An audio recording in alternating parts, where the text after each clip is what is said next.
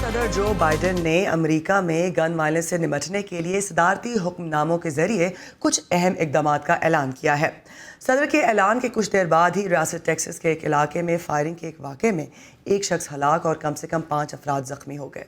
اس سے قبل بدھ کے روز ریاست جنوبی کیرولائنا کے علاقے راک ہل میں ایک شخص نے فائرنگ کر کے 5 افراد کو ہلاک کرنے کے بعد خودکشی کر لی تھی۔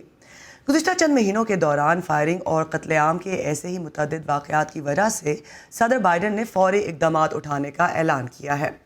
وائٹ ہاؤس کا کہنا ہے کہ یہ اقدامات دراصل بڑے پیمانے پر ہونے والے فائرنگ کے واقعات، اجتماعی خون ریزی اور خودکشیوں کو روکنے کی جانب پہلا قدم ہے۔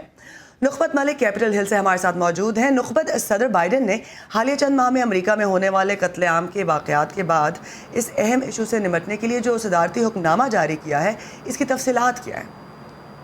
جی ارم، کل وائٹ ہاؤس میں ایک باضابطہ تقریب سے خطاب کیا ہے صدر جو بائیڈن نے۔ اس تقریب میں امریکہ میں گن وائلنس سے متاثر ہونے والے خاندانوں کو بھی مدعو کیا گیا تھا۔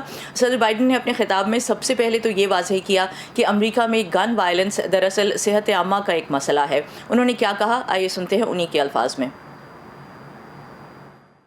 ایسا کچھ بھی میں تجویز کرنے نہیں جا رہا جس سے ملک کے آئین کی دوسری ترمیم پر کوئی فرق پڑتا ہو۔ یہ بے بنیاد باتیں ہیں کہ ہم جو کچھ کہہ رہے ہیں اس سے اس آئینی ترمیم کے حقوق داؤ پر لگ رہے ہیں، لیکن یہ بھی یاد رکھیں کہ کوئی ترمیم آئین میں ہمیشہ کے لیے نہیں ہو سکتی۔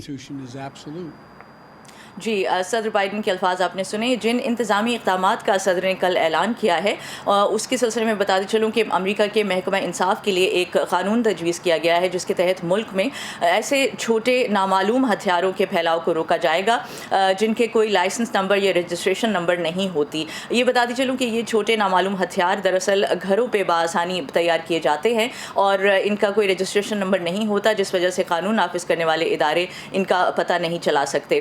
دوسری بات، محکمہ انصاف کے لیے محکمہ انصاف جو ہے وہ ریاستوں کے لیے ایک ایسا قانون کا ماڈل تیار کرے گا جس کے تحت کسی بھی فرد یا قانون نافذ کرنے والے کسی ادارے کو اگر کسی شخص سے اس صورت میں خطرہ ہو کہ اس کے پاس اسلحہ ہے تو وہ اس کے خلاف عدالت سے رجوع کر سکتے ہیں۔